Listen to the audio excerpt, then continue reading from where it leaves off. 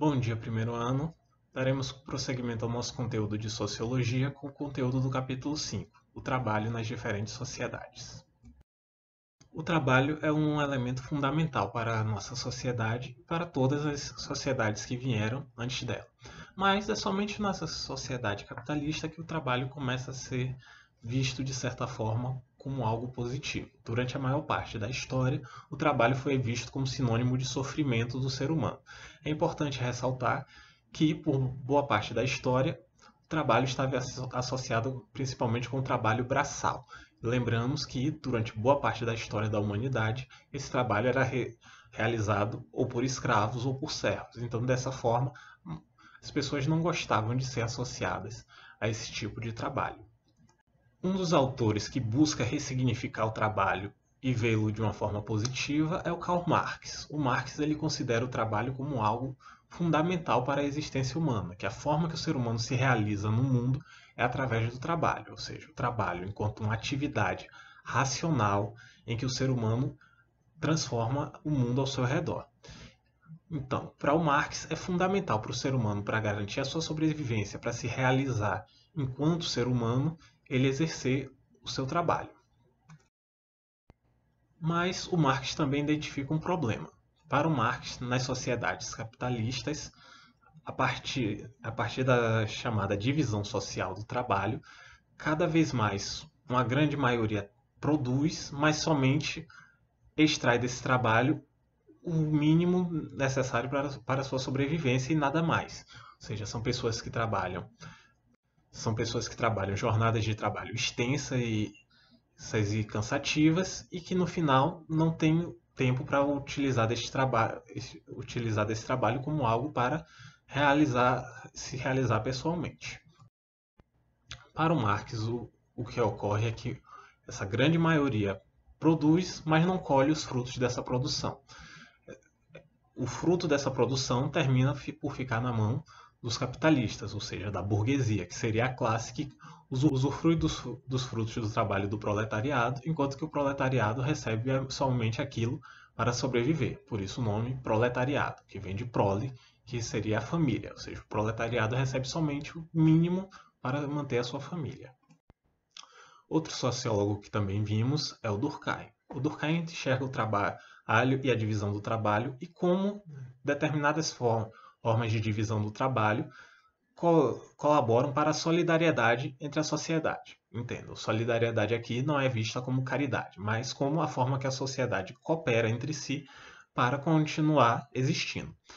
Para o Durkheim, as sociedades em que o trabalho não é muito desenvolvido, não é muito especializado, são chamadas sociedades de solidariedade mecânica. Por que esse nome? Porque nessas sociedades, como o trabalho não é muito especializado, ele também é muito fácil de ser substituído. Ou seja, o indivíduo não tem muita importância frente ao seu grupo, porque o trabalho que ele desempenha pode ser substituído a qualquer momento. Então ele é como se fosse uma peça de uma máquina, por conta disso que se dá o nome de solidariedade mecânica. Por outro lado, nas sociedades mais complexas, mais modernas, o trabalho se torna especializado, ou seja, você não pode mais substituir um trabalhador com a mesma facilidade das sociedades de solidariedade mecânica. Então, por isso que ele dá o nome de solidariedade orgânica, ou seja, porque cada trabalho tem uma função como se fosse um órgão de um organismo. Ou seja, você não pode substituir um órgão de um ser vivo com a mesma facilidade que você troca uma peça de uma máquina. Então, uma característica dessas sociedades de solidariedade orgânica é que o indivíduo passa a ter uma certa maior independência frente ao grupo do qual ele faz parte. Então, também é um processo de racionalização, ou seja, não cabe mais ao grupo direto ao redor da pessoa o controle social. O controle social passa a ser dado cada vez mais pelas instituições, pelo Estado, pelas normas, ou seja, não é mais o seu vizinho, não é mais a sua família quem é responsável realmente por dar a coesão social da sociedade. Quem passa a ordenar a sociedade como um todo passam a ser o Estado, as instituições, etc. Nessa linha de racionalização crescente do trabalho, nós temos os chamados modus fabris, o Taylorismo, o Fordismo e o toyotismo.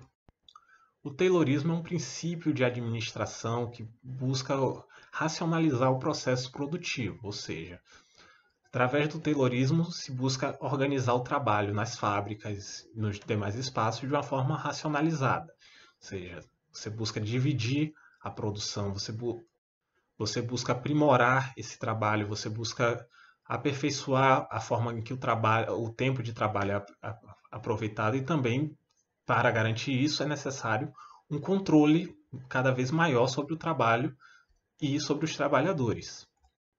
O Taylorismo encontrou sua expressão através do Fordismo. Tem esse nome porque foi o modo de produção um característico das fábricas da Ford. E o Fordismo se caracterizava pela linha de produção. O que era isso? Justamente o carro a ser produzido, por exemplo, passaria por vários trabalhadores que somente teriam uma função ali, ou seja, ao ter essa especialização, aumenta o maior controle da qualidade do produto. Outro desdobramento do Fordismo é o chamado Toyotismo. Tem esse nome, é claro, porque se caracterizou pelo modo de produção típico das fábricas da Toyota no Japão. Esse modo de produção é caracterizado por buscar sempre o tempo mínimo necessário à produção, ou seja, o trabalhador somente exerce sua força de trabalho naquele mínimo para produzir a mercadoria. Ou seja, o toyotismo busca de todas as formas evitar o desperdício de tempo. Mas como estamos vendo, essas transformações no trabalho também implicam um maior controle sobre o trabalhador, ou seja, cada vez menos o trabalhador tem um controle sobre aquele trabalho que ele exerce. Outro processo que acontece também é o de flexibilização do trabalho e de precarização. Nós podemos ver isso como um fenômeno típico da globalização, ou seja, a partir do momento em que o capital se torna global, o capital ele começa a buscar esse trabalho onde for mais barato. E ele usa isso como barganha.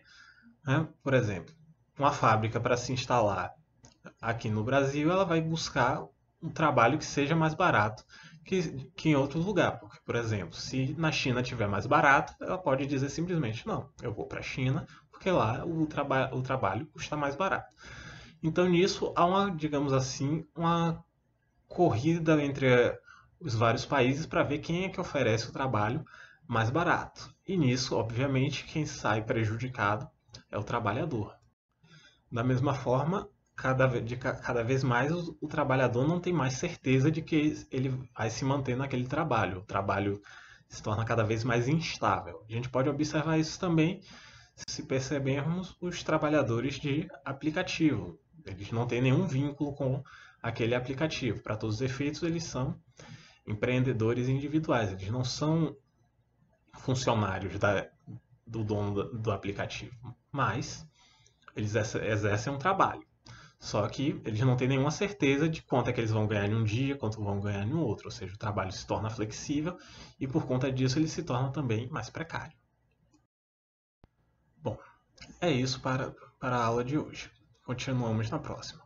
Como atividade, deixo a recomendação da leitura do material didático e solicito que vocês façam a linha do tempo, traçando as várias transformações no mundo do trabalho, desde a antiguidade até os dias de hoje. Até a próxima.